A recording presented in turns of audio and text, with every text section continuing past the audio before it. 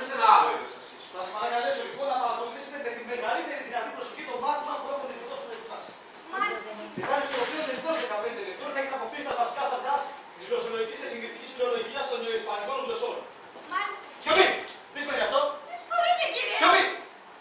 Η Ισπανική δεσποινής είναι η μήτρη γλώσσα από την οποία γεννήθηκαν όλη η νεοϊσπανική γλώσσα. Μεταξύ των οποίων η Ισπανική, η νεοϊσπανική, η Ιταλική, η Πορτογαλική, η Γαλλική, η Ρουμανική, σαρδάνα πάλι η Ισπανική και η νεοϊσπανική. Μάλιστα. Πονάει το δόντι μου. Εκείνο το οποίο διακρίνει τις διαφορές γλώσσες μεταξύ των και αφωτέρου τη αυτάς γλώσσας. Εκείνο το οποίο δεν διακρίνει, λέγω, είναι η εκπληκτική ομοιότητα, ο λεξιτίας της οποίας δυσκόλως διαβαίνει την ένα από την άλλη. Ας καθορίσουμε με πρώτη επακριβώς της ομοιότητας για να αντιληφθούμε ευκαιρέστερα αργότερο τις διαφορές των ισπανικών γλωσσών. Διαφορά αυτή είναι τόσο απειώνα, ώστε γίνονται κατανοητές μονάχα στους περιορισμένους. Πράγματι, όλες οι λέξεις αυτό είναι. Σε όλες τις γλώσσες αυτό σημαίνει ότι πονάει το δόντι μου. Απολύτως! Άστε μάλλον πρόκειται περί έννοιας πάρα πολλοί λέξεις. Και από εσάς με τον δόντι σας. Πώς θα έχετε πάρει πάντως χάρη στην Γαλλική? Τα ρόδα της μπάμπης μου είναι τόσο κίνδυνα όσο και ο πάπος μου ο οποίος υπάρχει. Καλυστή. Να πω στα γαλλικά, τα ρόδα της μάμης μου είναι τόσο κίνδυνα όσο και ο πάπος μου ο οποίος είναι Ασιάτης. Νομίζω πως στα γαλλικά θα πούμε τα ρόδα της... Τι θυμάσαι στα γαλλικά? Καλυστή, μάμη. Της μάμης μου είναι τόσο κίτρινα, στα γαλλικά του είναι κίτρινα. Ασφαλώς. Όσο και ο πάπος μου τα θέμωνε. Όχι, όχι. Ο οποίος είναι το α, σι, α, της... Ασιάτης! Πονάει το δόντι. Πολύ καλά. Πονάει Το δόντι σας! Που δεν είναι κακός αμυγές καλού. Τώρα μεταφράσετε την ίδια φράση, ισπανιστή και στη συνεχεία νεοϊσπανιστή. Ισπανιστή. Τα ρόδα της μάμης μου είναι τόσο κίτρινα όσο και ο πάπος μου ο οποίος είναι Ασιάτης. Λάθος. Και λέω Ισπανιστή, τα ρόδα της μάμης μου είναι τόσο κίτρινα όσο και ο πάπος μου ο οποίος είναι Ασιάτης. Όχι, λάθος, λάθος, λάθος! Επιλέξτε ισπανιστή και νεοϊσπανιστή. Και την νεοϊσπανιστή και ισπανιστή. Δεν το αντίθετο. Εσείς τα έχετε μπερδέψει και δεν ξέρετε τι λέτε. Πονάει το δόντι μου. Σιωπή ανενεστάτη! Εσείς που προκαλείτε σύγχυση. Να είστε προσεκτικοί και να κρατήσετε σημειώσεις. Θα σας πω την δικιά φράση του ισπανιστή. Εν συνεχεία νεοϊσπανιστή και τέλος ατιμιστή. Θα επαναλαμβάνετε όσα λέγω. Προσοχή! Γιατί η ομοιότητα είναι μεγάλη. Πρόκειται περί ταυτιζομένων ομοιοτήτων. Ακούστε λοιπόν και επαναλαμβάνω. Ισπανιστή! Τα ρόδα της μάμης μου είναι τόσο κίτρινα όσο και ο πάπος μου ο οποίος είναι Ασιάτης. Ισπανιστή! Τα ρόδα της μάμης μου είναι τόσο κίτρινα όσο και ο πάπος μου ο οποίος είναι Ασιάτης. Τώρα μεταφράστε την ίδια φράση στην ρουμανική.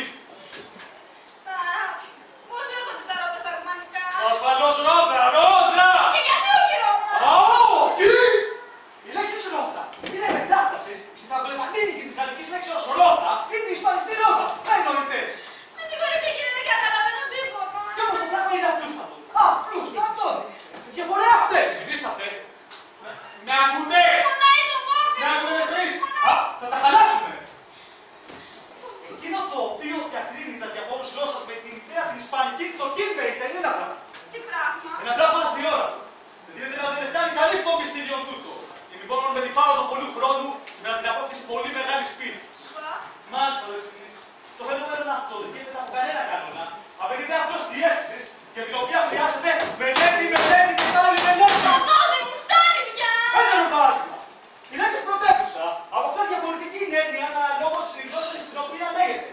Ούτε ο Έλληνας Ισπανός είπε κατηγόρηση πρωτεύουσα. Δεν εννοεί εκείνο το οποίο εννοεί εις Πορτογάλος λέγον κατηγόρηση πρωτεύουσα. Μόνο συμφωνώ που δεν δεσποινείς τη λέξη. Δεσποινείς! Δεσποινείς και εσάς το λέω! Είμαι από τη χαμένο και από εδώ! Σιωπή, θα σου σπάσω το κεφάλι! Για κάνε πως δοκιμάσεις νευρόσπαστο. Πώς γίνεται λοιπόν να συνεννοούνται οι άνθρωποι του λαού, ενώ δεν γνωρίζουν εις ποια γλώσσα να μιλούν και μάλιστα πιστεύουν ότι μιλούν καθώς διαφορετική. Έλατε. Αντί να κοιτάς το γραπτό, θα τα καλύτερα να παρακολουθείς το μάθημα για το οποίο τόσο μοχτώ. Δεν πρέπει να έχω στα εξετάσεις επειδή είμαι διδακτορία. Εγώ προπονώ ανακριτή. Και είμαι διδάκτορ και διδάκτορ και είμαι δικτάτορ!